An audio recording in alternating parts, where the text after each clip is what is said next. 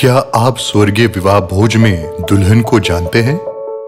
यीशु ने हमारे उद्धार की तुलना विवाह भोज में भाग लेने से की।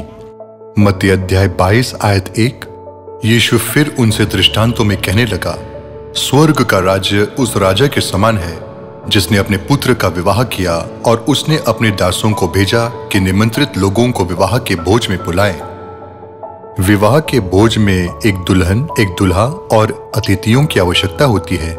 स्वर्गीय विवाह भोज के दृष्टांत में जो यीशु ने सिखाया, पुत्र जो दूल्हा है और आमंत्रित अतिथि प्रकट हुए। हालांकि दुल्हन प्रकट नहीं हुई। तब दुल्हन कब प्रकट होगी? स्वर्गीय विवाह भोज की दुल्हन यीशु के दूसरे आगमन के समय प्रकट होगी।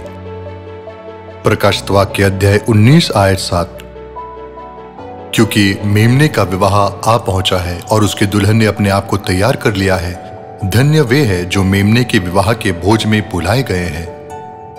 दुल्हन जो यीशु के पहले आगमन के समय प्रकट नहीं हुई, दूल्हा यानी मेमने के साथ प्रकट हो रही है।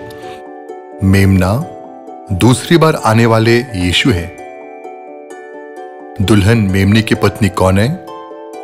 प्रकाशित वाक्य अध्याय 21 आयत 9। मैं तुझे दुल्हन अर्थात मेमने की पत्नी दिखाऊंगा। पवित्र नगर यरूशलेम को स्वर्ग से परमेश्वर के पास से उतरते दिखाया। गलातियों अध्याय 4 आयत 26। पर ऊपर की यरूशलेम स्वतंत्र है और वह हमारी माता है।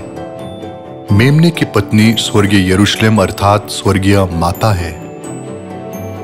जिन्हें स्वर्गीय विवाह भोज में आमंत्रित किया गया है, उन्हें कौन सी आशीष प्राप्त होगी? प्रकाशित वाक्य अध्याय 22 आयत 17 में यह लिखा है, आत्मा और दुल्हन दोनों कहती है आ, और सुनने वाला भी कहे आ। जो प्यासा हो वह आए और जो कोई चाहे वह जीवन का जल सेत में ले। यह लिखा है कि आत्मा और दुल्हन एक साथ जीवन का जल देते हैं। आत्मा दूल्हे को संदर्भित करते हैं जो स्वर्गीय पिता है, और दुल्हन स्वर्गीय माता को संदर्भित करती है। आत्मा और दुल्हन स्वर्गीय विवाह भोज के द्वारा हमें जीवन का जल अर्थात अनंत जीवन देते हैं।